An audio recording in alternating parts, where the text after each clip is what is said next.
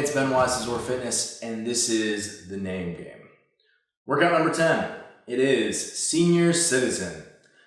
4 time with a 20-minute time cap, 65 box jumps, standard heights, 24 inches, 20 for females, 65 alternating pistols, 65 dumbbell hang-to-overhead with 50 or 35 pounds per hand, and then 65 burpees to a 6-inch target.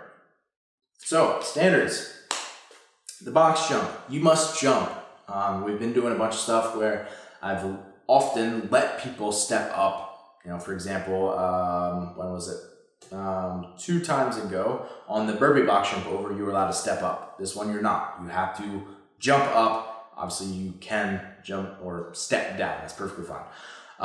So you could do a number of different variations of that. I'll link to that as well. But the other thing besides having to jump up is that your hips have to fully extend at the top of the rep. It's really easy at the start of a workout when you're fresh and ready to go that you cheat the very top of the movement where you don't extend all the way at the top and your hip stays slightly closed off and you go right down into the next rep.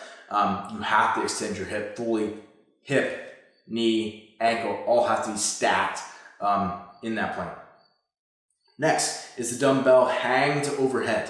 So first is that it can be inside or outside of your legs. So if you're someone who would rather have it swing on the outside and then go up overhead versus inside, like more like a kettlebell swing and then up overhead, it doesn't matter. You can do either one of those. However, the biggest thing is that you just have to be fully extended in the lockout. Like you can't cheat it where you're starting to have it come out in front early, or you're not quite going all the way to lockout with your elbows. Make sure you're getting the full range in.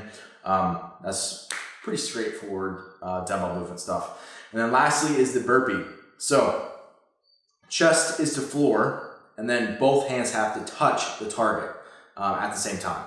So with the target, it's going to be, you'll be standing, and with both hands up, it's going to be, and completely straight arms, it's 6 inches above your fingertips. So middle finger is probably going to be the one that's the highest. It's going to be 6 inches above that. You either have to set and implement at that height, so like a set of rings, for example.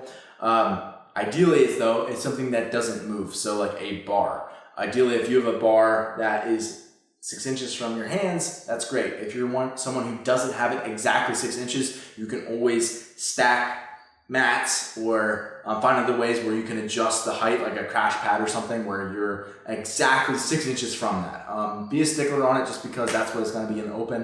If you're going to have to finagle things like this in the open, because this has been a standard in the open before, then make it happen, like figure it out. So the workout flow, it's a chipper, right? And it's 65 of each movement, which is a lot, and it's a long time cap. So you really have to manage your rest. Like, people aren't gonna like fly through this unbroken. Obviously, definitely not when they get to the dumbbell, but even if you kind of took your time and were methodical for through the first 2 parts, when you get to the third movement on the dumbbells is really gonna slow you down quickly. And then it's just gonna be grit if you make it through that whole part. So yeah, I'm really curious to see how people do on this. It's definitely a unique workout. It's a high rep movement, and it's something where anything over like 50, people will just want to go to like 75 or 100 right away, and they have a nice even number. And that's something that CrossFit as a organization has not done. Like they like programming random-ish numbers, like the 55 chipper from the other year. So that's kind of where I got this idea from. And it's some unique movements which are often showing up in these chippers. So yeah, things that I think about. First of all, even though there's these really big chunkings in the movements, the transitions are actually really important. So obviously transitions are really important when it's like 20.2 where it was 4 reps and 6 reps and 24 reps of double unders, like where it's just this little circuit and you're like a dog chasing your tail the whole time. That's obviously really important. However, it's still important when you're doing a really long chipper because you're going to fatigue in that single movement really or potentially really quickly. So the goal is to front load as much of that work as possible. So like, for example, if I have to do 100 deadlifts for time at 315, I'm going to, get to that bar as soon as possible so that I can get past that first set. And once I get past that first set, I can be a little bit more relaxed because I know that fatigue's gonna set on in that particular movement. However, getting to that implement and getting that first set done is super important. So once you get done with your box jumps, get into your first set of pistols right away, right? Try to get at least like 6 or 8 done right away. And then if you have to, take a few walk, like a short walk and catch your breath a little bit, that's okay, but get that first set in. Same thing with the dumbbell, get that first set in. Same thing with the burpee. With the burpee, come on, just continue to move. You're not gonna fail a burpee, just keep moving. So, and the last thing I think about, obviously most people are gonna have to go and break this. People aren't gonna do it unbroken. So possibly have a break strategy with an A plan or like a plan A and a plan B, where if I feel good, I'm gonna do 8s or 10s on the dumbbells. If I feel like garbage, I'm going to hold the 5s. I will not go below 5, something like that, where it's like a plan B. So that way, depending on how you feel when you get there, you don't have to feel like you're either throwing your plan completely out the window and really struggling, or if you feel pretty good that you don't have anywhere to kind of make up more ground. It allows for good possibilities. The last thing is that there is movement interference in this workout, and people might not even recognize it until they're in the middle of the workout, but then it would probably pose an issue for them. So for example, transitioning from the box jump to the pistol, it's quads and quads. You're gonna get definitely some interference there.